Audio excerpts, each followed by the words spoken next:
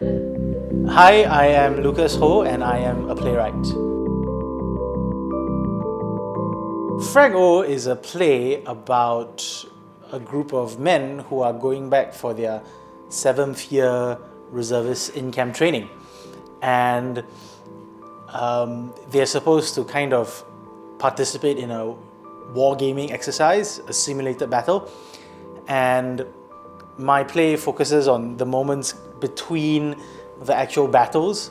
So there's a lot of waiting, but there's also a lot of conversations between men, and they talk about where they are in their lives, because this is their 7th year in reservist, so they're all in their late 20s or early 30s, and naturally the conversations converge around family, career, having children, settling down, and all those things. So the play uses the NS reservist experience as a lens to kind of examine men undergoing a transition into their 30s.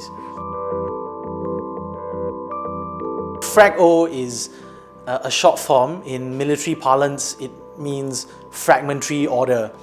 In the heat of the battle, sometimes the battle conditions will change, and existing mission orders will not be relevant anymore, so a new order will need to be issued, and that order is known as a fragmentary order.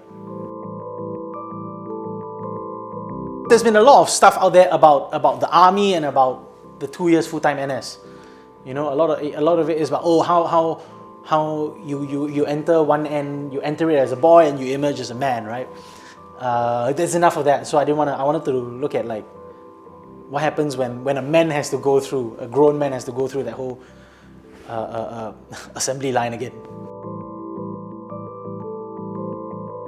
Circumstance is definitely part of it, but also the experiences you go through in NS, in the 2 years full-time NS, are very specific, intense, unique experiences that you cannot get elsewhere. So by virtue of you suffering and toiling together with a bunch of 20-year-olds, you get it's a very unique bond that cannot be forged elsewhere, right? Some people say that it's you know that army mates are more intimate than lovers, right? You're not physically intimate, but you've seen a side of each other that will never surface outside of the army. So there is that bond, and there is that connection, and there is that relationship. And when you go into reservists, sometimes that bond is still present. Sometimes it's dissipated, it's disappeared. So it was very interesting to, and some men may try to recapture that special bond, right, in various ways. So yeah, it's a very complex thing, basically. For men who are undergoing their reservist, I think I would say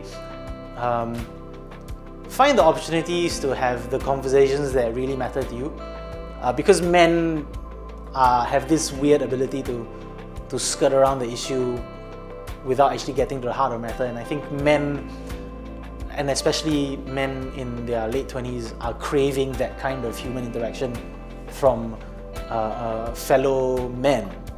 And you know, don't waste time. I think if you see your reservist friends and something's weighing on your heart about, if you want to really ask the serious questions, you have to ask them, because that's how we grow as men. That's how we grow as human beings. For women, I think recognize that the army is truly difficult. I think your brother, your boyfriend, your husband is not whining for no reason. It is genuinely difficult. But I'm not asking for sympathy here. I think recognize that it is a world that they cannot quite take you into, and that you, for better or for worse, cannot fully enter. So you have to respect that, but also, just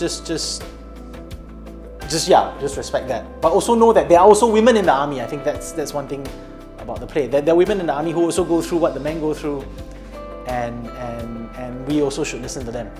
But at the end of the day, I think the bigger point is we need to talk to each other. I think we need to talk and we need to listen, because if we just kind of close off into our own world and try to solve our own problems, we won't get very far. So a lot of openness, a lot of listening, a lot of conversation, a lot of empathy. I hope that's what people get out of the play.